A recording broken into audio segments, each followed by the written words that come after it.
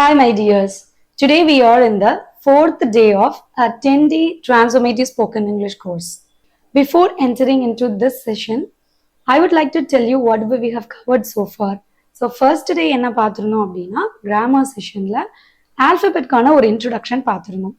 அதுக்கு அடுத்து வந்து டைமென்ஷன்ஸ் ஆஃப் பர்சன் அப்படிங்கிறத பார்த்துருந்தோம். நெக்ஸ்ட் டு தட் ஆக்சிலரிஸ்னா என்ன அண்ட் வந்து ஆக்சிலரிஸை எப்படி யூஸ் பண்ணணும் அப்படிங்கிறதெல்லாம் பார்த்தோம். அண்ட் ஆல்சோ வந்து we have seen the two functions of auxiliaries அப்படிங்கிறதும் பார்த்துருந்தோம். இன்னைக்கு வந்து மெயின் வேர்ப்ஸ் பார்க்க போகிறோம். ஸோ மெயின் வேர்ப்ஸ்க்கும் ஆக்சிலரிஸ்க்கும் என்ன டிஃப்ரென்ஸ் அப்படின்னு தெரிஞ்சுக்கணும்னா first you should know what is an auxiliary அப்படின்றது தெரிஞ்சுக்கணும். அது பார்க்காம இருந்தீங்க அப்படின்னா the link is given in the video card.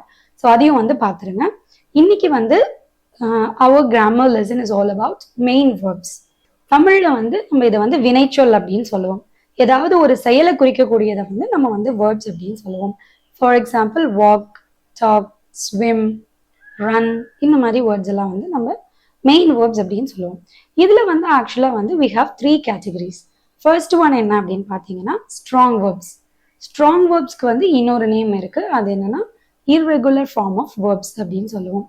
So irregular form அப்படின்னு நம்ம ஏன் சொல்றோம் அப்படின்றதுக்கு நம்ம வந்து எக்ஸாம்பிள்ஸ் பார்க்கலாம். இதுக்கு வந்து ஃபர்ஸ்ட் எக்ஸாம்பிள் நம்ம என்ன எடுத்துக்கலாம் அப்படின்னா ஸ்விம் அப்படிங்கிற வேர்டு இருக்கிறேன். ஸ்விம்மை வந்து நம்ம பாஸ்ட் டென்ஸ்ல சேஞ்ச் பண்ணும்போது ஸ்வாம் அப்படின்னு வரும். அப்போ வந்து ஐ வந்து ஏவா சேஞ்ச் ஆயிருக்கு. அதுக்கு அடுத்து ஸ்வம்னு வரும் verb 3ல. Swim, ஸ்வாம், ஸ்வம்.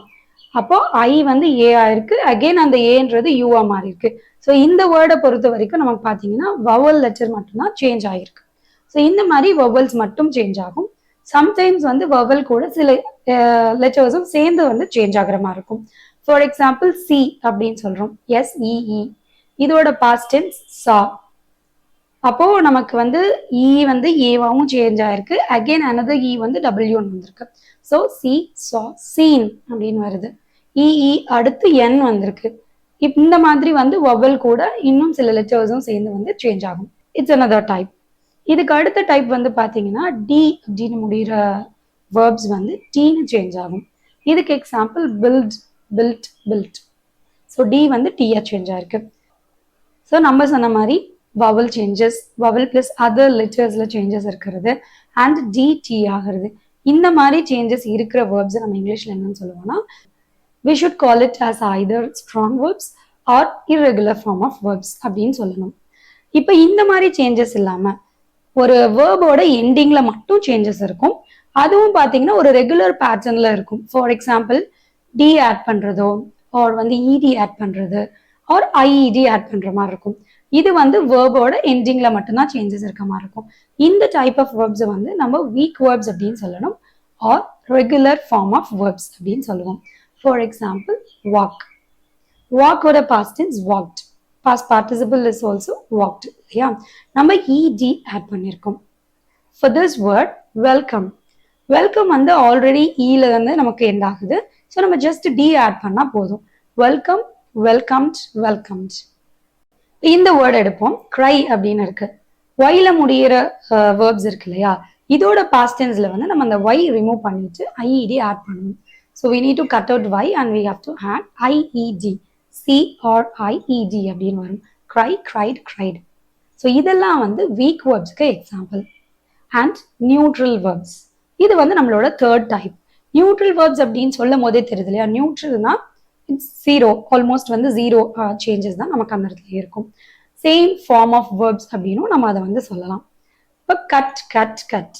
So verb 1, verb 2, verb 3 இது மூணுமே வந்து சிமிலரா இருக்கிறதா neutral form of verbs or same form of verbs அப்படின்னு சொல்லலாம். இதுக்கு எக்ஸாம்பிள்ஸ் வந்து 2-3 வேர்ப்ஸ் வந்து நம்ம பார்க்கலாம். Cut, cut, cut. Shut, shut the door அப்படின்னு சொல்றோம் இல்லையா, ஷட், ஷட், ஷட். அண்ட் வந்து spread, spread, spread, spread. Cast, cast, cast, cast தான் வரும். Now I would like to summarize the whole thing. We have 3 type of verbs இருக்குன்னு பார்த்தோம். Strong verbs, weak verbs and neutral verbs. Another names என்னன்னு பார்த்தீங்கன்னா irregular form, regular form and same form of verbs ன்னு பார்த்தோம். இந்த verbs எல்லாத்துலயும் வந்து எந்த மாதிரி சேஞ்சஸ் இருக்கும் அப்படிங்கிறதும் பார்த்துருந்தோம். ஸ்ட்ராங் வேர்ப்ஸ்ல வந்து ஒரு irregular ஃபார்ம்ஸ் இருக்கும். இப்படிதான் சேஞ்ச் ஆகும்னு சொல்ல முடியாது. வவல்ஸ் சேஞ்ச் ஆகலாம், வவல் கூட அண்ட் சம் அதர் லெட்டர்ஸும் சேஞ்ச் ஆகலாம், டி டீயா மாறும். இந்த மாதிரி எந்த சேஞ்சஸ் இருந்தாலும் அதை வந்து ஸ்ட்ராங் வேர்ப்ஸ்ன்னு சொல்லணும். வீக் வேர்ப்ஸ்ல வந்து ஒரு ரெகுலர் பேட்டர்ன் இருக்கும். வேர்போட எண்டிங்ல மட்டும்தான் சேஞ்சஸ் இருக்கும். ஜிஇடி ஆர் ஐஇடி ஆட் பண்ற மாதிரி இருக்கும் அப்படின்னு பார்த்தோம். And same form of verbs அப்படிங்கிறது நியூட்ரல் வேர்ப்ஸ். இதுல வந்து 0 changes. Cut cut cut, spread spread spread, cast cast cast, இந்த மாதிரி இருக்கும். ஓவராலா இன்னைக்கு வந்து வேர்ப்ஸ் பத்தின ஒரு கிளாரிட்டி வந்து உங்களுக்கு கிடைச்சிருக்கும். ஆனால் எப்படி படிக்கணும் அப்படின்றதுக்கான ஐடியாவும் கிடைச்சிருக்கும்.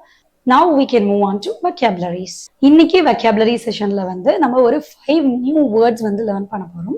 அந்த 5 வேர்ட்ஸும் வந்து எது ரிலேட்டடா இருக்கும் அப்படின்னு பார்த்தீங்கன்னா டெம்பிள் ரிலேட்டடா வந்து இருக்கும்.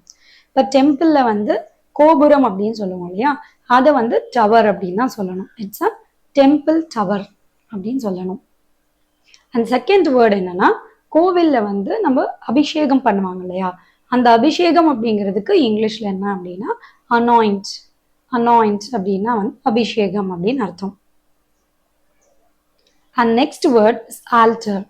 ஆல்டர் அப்படிங்கிறது என்னன்னா, தமிழ்ல வந்து பலிபீடம் அப்படின்னு சொல்லுவாங்க. பலிபீடம் அப்படின்னா இந்த ஆடு கோழி எல்லாம் வந்து கடவுளுக்கு வந்து சாக்ரிஃபைஸ் பண்ணுவாங்க இல்லையா, அதுக்குன்னே வந்து ஒரு பிளேஸ் இருக்கும். தட் இஸ் கால்ட் ஆல்டர் அப்படின்னு சொல்லுவாங்க.